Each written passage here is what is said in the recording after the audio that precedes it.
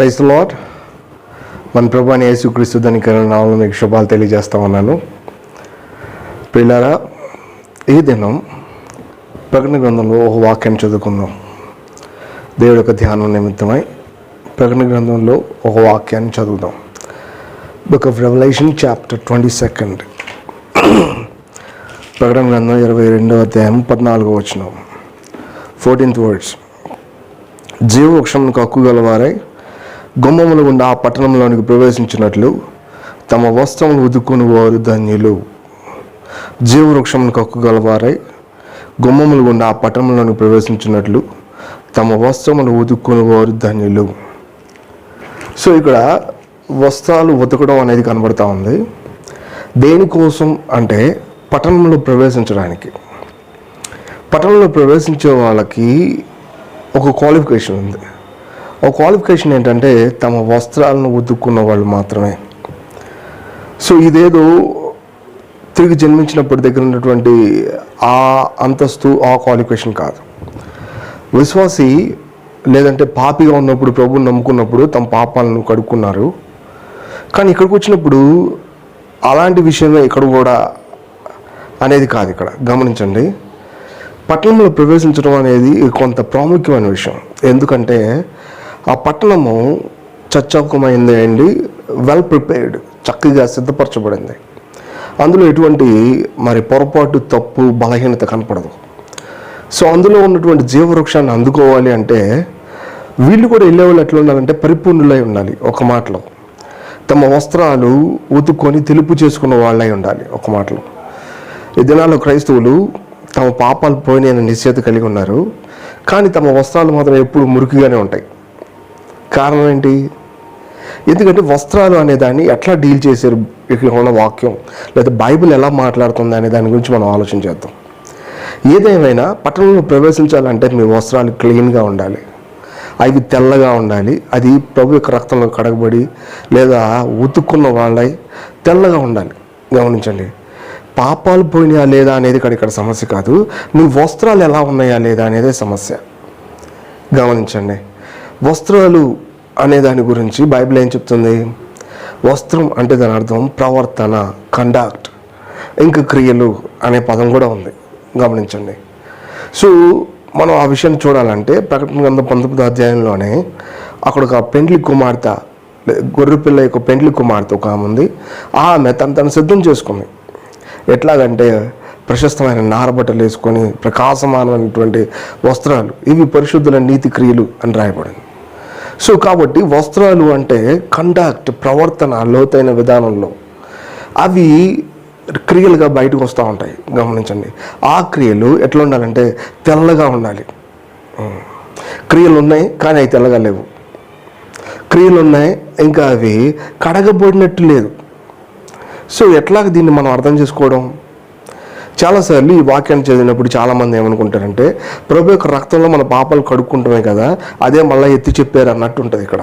కానీ నిజానికి అది కాదు. మనం పాపాలు క్షమించబడడానికి ప్రభు యొక్క రక్తంలో కడుక్కున్నప్పుడు అదొక ఎత్తు. కానీ ఇప్పుడు పట్టణంలో ప్రవేశించడానికి కావాల్సినటువంటి అర్హత మన వస్త్రాలు బాగుండాలి. గమనించండి, ఈ విషయం గురించే, ఈ కడగబడటం అనే దాని గురించే మొదటి యోహాను పత్రిక 1వ అధ్యాయంలో చక్కగా చెప్పబడింది. చూడండి, 1 యోహాను పత్రిక 1వ అధ్యాయం, 1 యోహాను రాసిన పత్రిక, యోహాను రాసిన మొదటి పత్రిక 1వ అధ్యాయం. గమనించండి, 1వ అధ్యాయం మొత్తం కూడా ఈ విషయం గురించే ఒక మాటలో ఈ కడగబడడం అనే దాని గురించే మాట్లాడుతూ ఉంది. చూడండి, 7వ వచనం. అయితే ఆయన వెలుగులో ఉన్న ప్రకారం మనమును వెలుగులో నడిచినట్లా మనం అన్యోన్య సహవాసం గల వారమై ఉందము.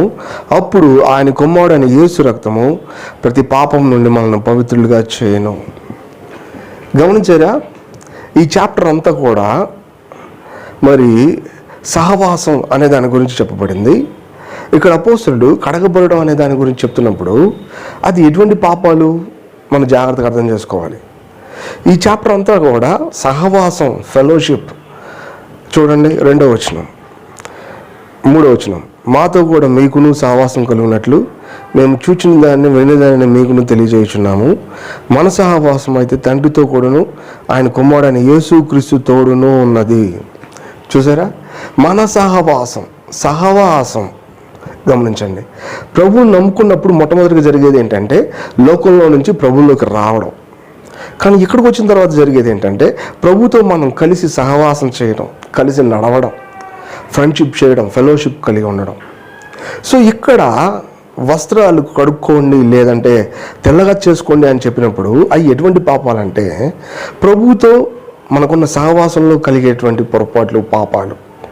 దాన్ని అర్థం చేసుకోవాలి. ప్రభువులోకి రావడానికి అంతకుముందు మనం చేసిన పాపాలన్నీ పోతున్నాయి.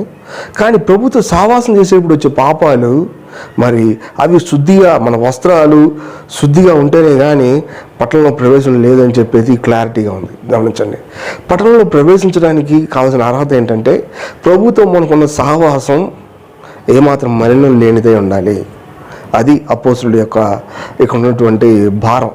గమనించండి, ఆయన వెలుగులో నడిచినట్లా మనమును వెలుగులో నడిచినట్లయితే మీరు ఆయనతో కూడా అన్యోన్య సహవాసం గలవారై ఉంటారు. ఆయన వెలుగులో నడిచినట్లా ఆయన వెలుగులో నడిచాడు. గమనించండి, మనము కూడా ఆయనలాగా వెలుగులో నడవాలి అనేది ఇక్కడ హక్కుపూర్వకమైన విషయం. లేకపోతే మనం ఎవరో తెలుసా? పాపులం. అపోస్తులుడు ఈ పోర్షన్లోనే చెప్తాడు, మనలో పాపం లేదని చెప్పుకొని ఎడలా. చూడండి ఆ వచనం, చూడండి 8వ వచనం, మనం పాపం లేని వారం అని చెప్పిన ఎడలా మనమే మోసపుచ్చుకున్నాము. మనలో పాపం లేదా? మనం పాపం లేని వాళ్ళమా? దాని అర్థం ఏంటి? మన పాపాలను క్షమించబండి కదా, మళ్ళా పాపం ఏంటి? ఇక్కడ సత్యం ఏంటంటే మనం చేసిన పాపాలన్నీ క్షమించబడుతున్నాయి, కానీ మనలో నివసించే పాపం ఉంది. అనేక క్రైస్తవులు దీన్ని గుర్తుపట్టలేదు. అపోస్తలుడైన పౌలు రోమపత్రిక 7వ అధ్యాయంలో అలాగే అంటాడు, అయ్యో నేను పాపానికి అమ్మబడి శరీర సంబంధినై ఉన్నాను. అంటే పాపం చేయడానికి ప్రేరేపించే ఒక రకమైనటువంటి పాపపు శక్తి నాలో ఉంది. గమనించండి, ఇది ప్రతి క్రైస్తవుడు గుర్తించాల్సిన విషయం. పాపానికి ప్రేరేపించే ఆ శక్తి మనలో ఉన్న అపోస్తలుడు దాని గురించి మాట్లాడుతున్నాడు. మనలో పాపం లేదని చెప్పిన ఎడలా మనలో పాపం నివసిస్తుంది. అదే సమయంలో ఆ పాపం నియమం అనుసరించి పాపం చేసే అవకాశం ఎంతైనా ఉంది. గమనించండి, ఇది ఎటువంటి పాపం? దేవుడి యొక్క సహవాసాన్ని మరి భేదించే, దేవుని యొక్క సహవాసాన్ని పోగొట్టుకునే అంత పాపం. దొంగతనం, అబద్ధము, నరహత్య, వ్యభిచారం, ఇవి తప్పకుండా దేవుడి సహవాసం నుంచి మనం కోల్పోతాం. నిజమే, అవి పాపాలు. కానీ ఇక్కడున్న పాపాలు మనకు తెలిసిన ఆ పాపాలు మాత్రమే కాదు, వేరే ఒక పాపం. గమనించండి, ఎటువంటి పాపం? అపోస్తలుడు దాని గురించి చెప్తా ఉన్నాడు. చూడండి ఒకసారి, గమనించండి.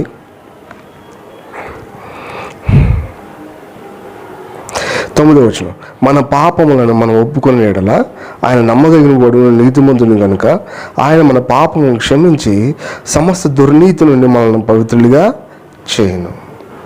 సమస్త దుర్నీతి నుండి మనల్ని పవిత్రులుగా చేయను. ఇది ఎటువంటి పాపం? మనకు ముందుగా తెలిసిన దొంగతనం, వ్యభిచారం, నరహత్య, అబద్ధం ఇలాంటిది కాదు. ఇది ఎలాంటిదంటే దుర్నీతి, సమస్త దుర్నీతి. గమనించండి, దుర్నీతి అనేది ఏంటంటాం? అసలు నీతి అంటే ఏంటి? అబ్రహాము దేవుని నమ్మెను, అది అతనికి నీతిగా ఎంచబడెను అని బైబిల్లో రాస్తుంది. సో దేవుడు మానవులకి తన ముందు నిలబడే అర్హతనే నీతి అని చెప్పాడు. మానవుడు ఏం చేసి దేవుడి ముందు నీతిని సంపాదించలేడు, కానీ మానవుడు దేవుడిని నమ్ముకున్నప్పుడు వెంటనే అది అతనికి నీతిగా ఎంచాడు. ఎంచిన వాళ్ళనే కానీ ఎంచబడిన వాళ్ళు ఏ మంచి లేదు. గమనించండి, కానీ దేవుడు ఎంచాడు. ఆయన చెప్పిందంతా చేసినప్పుడు ఎంచాడా? కాదు, ఆయన నమ్ముకుంటూ చాలు అది ఎంచాడు. కానీ ఇక్కడ అపోస్తలుడు ఏమంటున్నాడు తెలుసా? సమస్త దుర్నీతి అంటే దేవుడి మీద ఆధారపడకుండా, దేవుడికి ఏది చెప్పాడో అది చేయకుండా వీళ్ళు ఏది చేయాలనుకున్నారో అది చేయడం ద్వారా అది దుర్నీతిగా ఎంచబడింది. అపోస్తలుడు స్పష్టంగా చెప్పారు, ఆయన వెలుగులో నడిచిన యెడల మనం కూడా వెలుగులో నడవాలి. వెలుగు అనే పదం దానికి అర్థం ఏంటంటే మన ఆత్మలో అంతరంగిక జ్ఞానం అని ఒకటి ఉంటుంది. బైబిల్ చదివేటప్పుడు, లేదా దేవుడి వాక్యం వినేటప్పుడు, లేదా ప్రార్థన చేసేటప్పుడు మనకి దేవుడి ద్వారా కొన్ని వర్తమానం ఇవ్వబడుతుంది. దేవుడి యొక్క వాక్యం మన ఆత్మలో వినపడుతుంది. దాన్ని వెలుగు అని చెప్తారు. గమనించండి, మన మెదడులో కారణ సహితంగా ఉన్నటువంటి జ్ఞానం దేవుడి యొక్క వెలుగు కాదు. చాలాసార్లు విశ్వాసులు దేవుడి దగ్గరికి వచ్చినప్పుడు తాము ఏది చేయాలనుకున్నారో అది చేస్తున్నారే కానీ దేవుడు తమ దగ్గర నుంచి ఏం కోరుతున్నాడు అనే విషయాన్ని మాత్రం నిర్లక్ష్యం చేస్తూ ఉన్నారు. అట్లా చేయడం అనేది వెలుగులో నడిచినట్టు కాదు. అట్లా చేయడం అనేది దేవుడితో సావాసం చేయడం అనేది కాదు. గమనించండి, వెలుగులో నడవడం మాత్రమే దేవుడితో సావాసం చేయడం అంటే ఏంటో మనకు క్లారిటీకి తెలిసిద్ది. అంతరంగ జ్ఞానం, దేవుడి దగ్గర నుంచి వర్తమానం పొందడం, దాని ప్రకారం నడవడం మాత్రమే దేవుడి ముందు మనం నీతిగా ఎంచబడతా ఉంటుంది. కానీ అపోస్తుల యొక్క భారం ఏంటో తెలిసే, ఈ మనుషులు పాపం నుంచి లేదా లోకం నుంచి బయటకు వచ్చారు, దేవుళ్ళలోకి వచ్చారు, కానీ స్టిల్ దేవుడు వెలుగులో నడిచినట్టు వీళ్ళు నడగట్లేదు. కారణం ఏంటంటే తమ ఆత్మలో దేవుడు ఇచ్చినటువంటి ప్రత్యక్ష ప్రకారం నడవకుండా వాళ్ళు దేవుడి దృష్టికి ఏది మంచిదని ఎంచుకున్నారో దాని ప్రకారం నడుస్తున్నారు. అంటే వీళ్ళకు తెలిసిన దాన్ని బట్టి వీళ్ళు నడుస్తున్నారు. ఇట్లా నడవడం ద్వారా దేవుడితో ఉన్న సహవాసం ఇంటరప్ట్ అవుతుంది. దేవుడితో ఉన్న సహవాసం అది మరి తెగిపోతుంది. ఇంకా మనకి వస్త్రాలు అపవిత్రం అయిపోతాయి, అవి పూర్తిగా మురికి పట్టినవి అవుతాయి. గమనించండి, ఇశ్రాయేలీయులు ఐగుప్తు నుంచి బయటకు వచ్చారు. కనాన్లోకి వచ్చిన తర్వాత వాళ్ళు చేసిన పాపాలు అంతా ఇంత కాదు. అప్పుడు దాని అర్థం ఏంటో తెలిసే, వాళ్ళ వస్త్రాలు మురికి పట్టేసినాయి. అది దాని అర్థం. సో ఈరోజు క్రైస్తవులు దేవుని నమ్ముకున్నారు, ప్రభులోకి వచ్చారు. వాళ్ళకి మానవుల యొక్క సహవాసం అంటే ఏంటో తెలుసు. భక్త సింగ్ గారి సహవాసం, మరి లేదంటే మరి వాళ్ళ సహవాసం, వీళ్ళ సహవాసం, ఇంకా దేవదాసయ్య గారి సహవాసం, లేదంటే ఇంకా లెవెన్స్ ఎవాంజలికల్ ఫెలోషిప్, ఇట్లాంటి ఎన్నో ఎన్నో ఎన్నో సహవాసాలు తెలుసు. సహోదరులతో కలిసి ఉండడం అంటే ఏంటో తెలుసు, మీటింగ్లకు వెళ్ళడం అంటే ఏంటో తెలుసు. కానీ దేవుడితో సహవాసం అనే విషయంలోకి వచ్చినప్పుడు మాత్రం ఎంతైనా చాలా బలహీనంగా ఉన్నారు. తమ ఆత్మను ప్రాక్టీస్ చేయడం, అభ్యాసం చేయడం, లోతైన రీతిలో దేవుణ్ణి కలుసుకోవడం అనే విషయంలో మాత్రం అమాయకులుగా, ఇన్నోసెంట్స్గా ఉన్నారు. ఇలాంటి వాళ్ళు పట్టణంలో ప్రవేశించడానికి వీలుగా తమ వస్త్రాలని తెలుపు చేసుకోవడం అనే విషయాన్ని ఎలా అనేది అర్థం చేసుకోలేకపోయారు. పిల్లలు గమనించండి, విశ్వాసులంగా దేవుడి యొక్క రాజ్యాన్ని కనిపెట్టే బిడ్డలంగా మనము మన వస్త్రాలని సరిగ్గా తెలుపు చేసుకోవడం అంటే ఏంటో మనం అర్థం చేసుకోగలగాలి. లేకపోతే ఎటువంటి సందేహం లేదు, ఆ పట్టణంలోనికి మనకు ప్రవేశం ఉండదు. నీ పాపాలు క్షమించబడినా లేదా అనేది కాదు ఇక్కడ ముఖ్యం. నీ వస్త్రాలు ఎలా ఉన్నాయి అనేదే ఇక్కడ ముఖ్యం. నీ వస్త్రం అంటే నీ కండక్ట్, నీ ప్రవర్తన, నీకున్నటువంటి క్రియలు ఎలాగో అవి చేయబడుతున్నాయి. నీ ఇష్టం వచ్చినట్టు చేయబడుతున్నాయా? దేవుడి యొక్క వెలుగు ప్రకారం చేయబడుతుందా? దేవుడు వెలుగు ప్రకారం చేయబడితే కనుక ఇంతకుముందు చేయబడినటువంటి ప్రతి పాపం కూడా ఆయన కుమారుడైన యేసు రక్తం కడిగి పవిత్రంగా చేసింది. తద్వారా ఇప్పుడు దేవుడి యొక్క వెలుగులో నడిచినప్పుడు నీ వస్త్రం అంత మలినం కాదు. పిల్లలు గమనించారు ఇక్కడ ఉన్నటువంటి డిఫరెన్స్. మనం ప్రభువుతో సావాసం చేయడం అంటే విషయాన్ని జాగ్రత్తగా అర్థం చేసుకోగలగాలి. చాలామంది బిడ్డలకి మీరు ప్రభువుతో సావాసం చేస్తున్నారా అంటే బైబిల్ చదువుతున్నాం, ప్రార్థన చేస్తున్నాం, దేవుడు వాక్యం వింటున్నాం, సహోదరుని కలుస్తున్నాం అంటాం. కానీ ఇక్కడ సమస్య అది కాదు. నువ్వు ప్రార్థన చేయొచ్చు, సావాసం లేకుండానే ఉండొచ్చు. నువ్వు ఇంకా బైబిల్ చదవచ్చు, దేవుడితో సావాసం చేయకుండానే బయటికి లేవచ్చు. నువ్వు ఇంకా సహోదరుని కలిసి ఉండొచ్చు, లేదా అనేకులతో కలిసి అనేకమైన మీటింగ్లు కూడా వెళ్ళొచ్చు. కానీ ప్రభుత్వ సావాసం చేయకుండానే నేను మిగిలిపోయే అవకాశం ఎంతైనా అక్కడ ఉంది.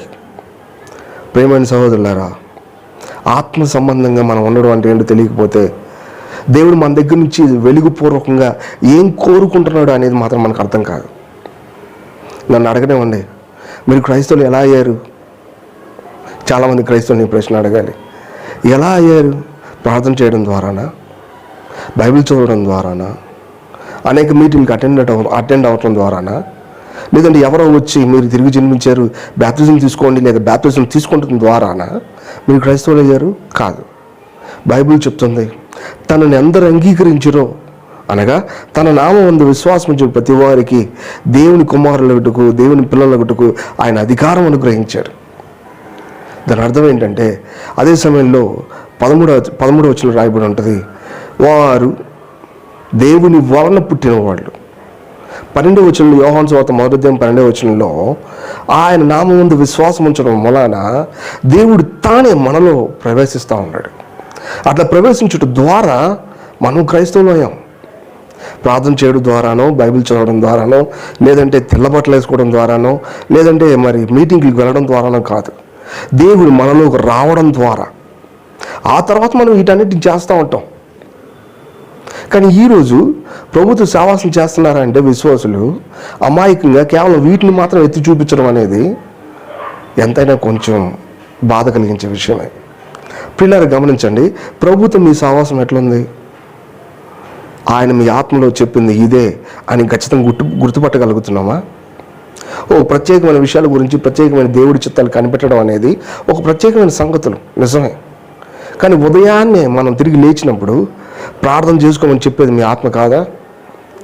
ఉదయాన్నే ప్రభు దగ్గరికి వెళ్ళినప్పుడు ఒక ప్రత్యేకమైన వర్తమానంతో ప్రభు మనల్ని సంధించట్లేదా? అనేక మంది క్రైస్తవులు ఈ విషయాన్ని మర్చిపోయారు. సో దాన్ని బట్టే వాళ్ళ యొక్క వస్త్రాలు ఎట్లా ఉన్నాయంటే, వాళ్ళ క్రియలు ఎట్లా ఉన్నాయంటే వాళ్ళకు తెలిసిన క్రియలు అవి. దేవుడు వారి దగ్గర నుంచి ఏం కోరుకుంటున్నాడో అది కాదు. నా ప్రేమైన సహోదరులారా గమనించండి, మన యొక్క వస్త్రాలు పూర్తిగా క్లీన్ చేయబడాలి. నన్ను అడగనివ్వండి, కడగడం లేదా ఉతకడం అనే పదంలో బైబిల్ ఒక ప్రత్యేకమైన అర్థాన్ని చెప్పింది.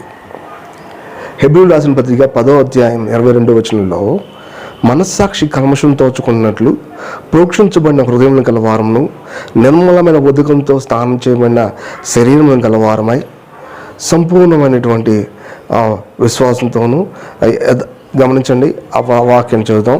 హెబ్రీలు 10:22 మనస్సాక్షి కల్మషం తోచుకున్నట్లు ప్రోక్షించబడిన హృదయం గలవారమును నిర్మలమైన ఉదకంతో స్నానం చేసే శరీరం గలవారమునండి విశ్వాస విషయంలో సంపూర్ణ నిశ్చయత కలిగి యథార్థమైన హృదయంతో మనం దేవుని సన్నిధానం చేరుతాం. గమనించండి, ఇక్కడ మన హృదయాన్ని ఆయన కడగట్లేదు. ప్రోక్షించబడిన హృదయాలు మరి ఎవరిని కడుగుతారు? ఆయన మన మనస్సాక్షిని కడుగుతారు.